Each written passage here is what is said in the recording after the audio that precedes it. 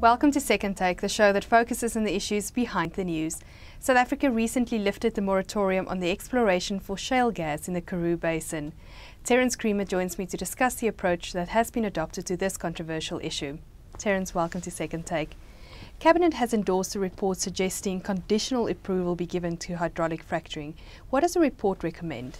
Yes, that is the main outcome, that it's only conditional approval, so we won't have a blanket ban on hydraulic fracturing or fracking. And we also won't have a laissez-faire approach where anyone can go and do anything. So they're going for a sort of a more middle road, a cautious approach to entering this fairly new field. Some people argue it's not new, that it's been around for many years, but in fact on the scale that we're talking about and what the scale we're seeing now in places like North America, it is fairly new.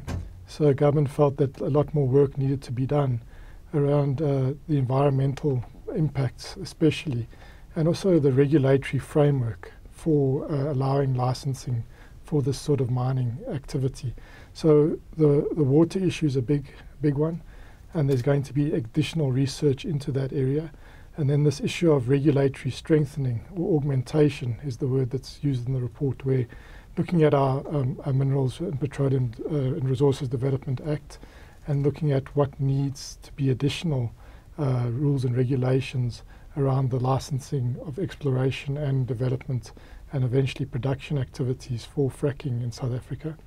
And then a third element is to continue with consultation, which is a big contentious issue because many feel if the cart has been put before the horse, why have this report, why go ahead with a licensing process, which we're now moving ahead into, when we haven't had the consultation first. But the Minister, Susan Shabangu's argument to that is that there was no basis for that consultation until this report. We've only seen the executive summary. The full one will be put up on the government website, on the DMR's website, in due course once it's been professionally edited. And they say that forms the basis, that forms the mandate for further consultation. But in the meantime, there are applicants that want to explore for shale gas, and that there will be a licensing process. And they also put a sort of a framework for this regulatory strengthening over the next 6 to 12 months. There seems to be a bit of confusion as to what can be done during this exploration phase, especially in the next 6 to 12 months. Yeah, that's right. It seems that you can start applying for licenses. You can go through the sort of administrative procedures.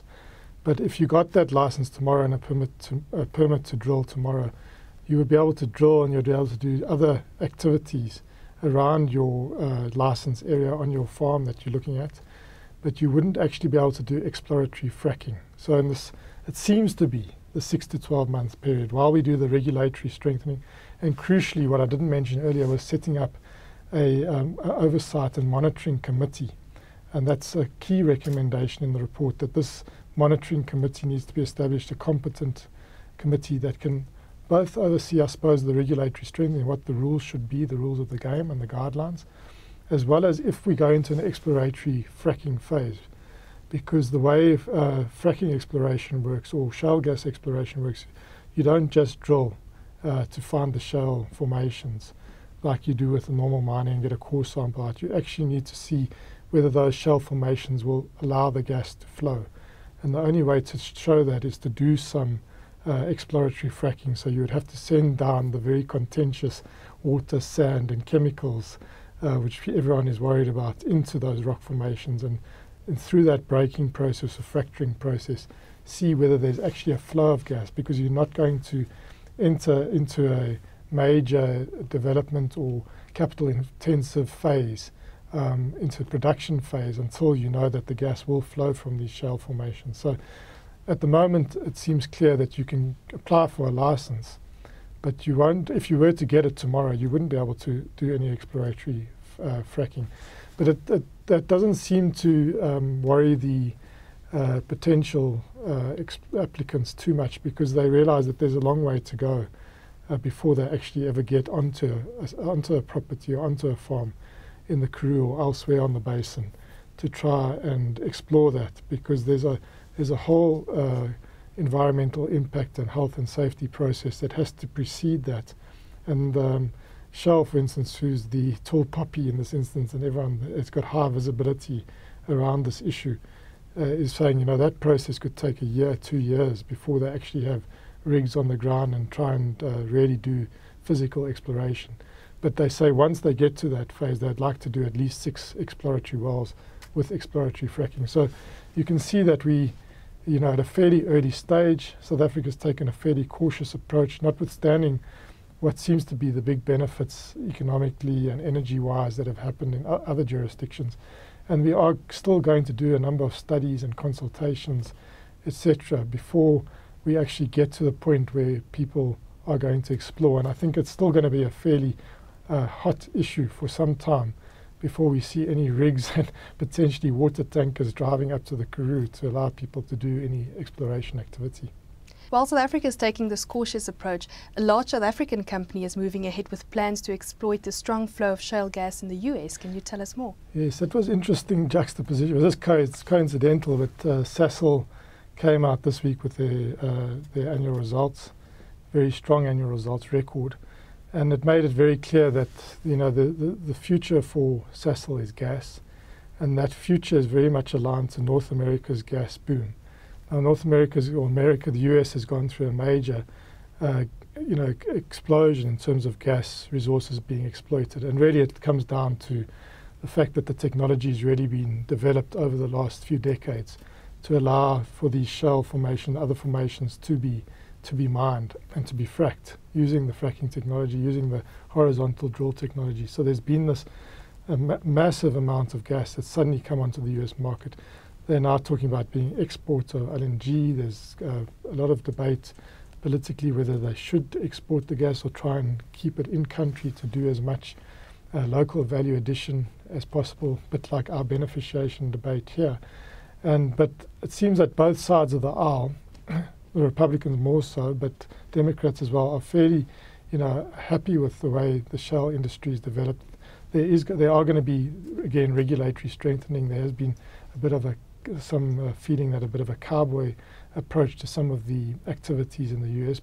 But at the moment, there's been a huge benefit economic in this very depressed US economy from the shale gas activities. And we see now Sasol, because all this gas is available, and the price, the price of gas in the Henry Hub price of gas in the US has come down to below $3. And we see the oil price now rising again to above $110, $112, $114. And Sasol's got the technology through Fischer-Tropsch to be able to convert gas into liquids, both diesel as well as other chemicals, as they do at Secunda, as they do in Qatar at the big GTL facility there, or their flagship GTL facility there. They've decided the next frontier for them is Louisiana. And Louisiana is where they're looking at $14 billion worth of investment. So they'll be looking at putting up a ethane cracker, as well as 2 gas-to-liquids plants and they're looking at these things are long lead items, but we're talking about getting first production from the ethane cracker. They're talking about the end of 2016, which in the petrochemical energy world, that's quite quick. And then they're talking about the gas-to-liquids maybe by 2018, which, again, we can see with our big build programs how long these things, the gestation periods are. And they're pretty serious about putting serious resources behind it. And they made it clear, the marker was laid down in the sand, that this is their next big gas-to-liquids hub. And it's on Lake Charles, where they already have facilities. And then, of course, we know about what's happened in Canada with Sasol, because they paid their school fees there, like everyone else that got into these shale resources, where they've had to write down the asset values as these gas prices have come down. And there's also a potential there for a gas-to-liquids plant in Western Canada.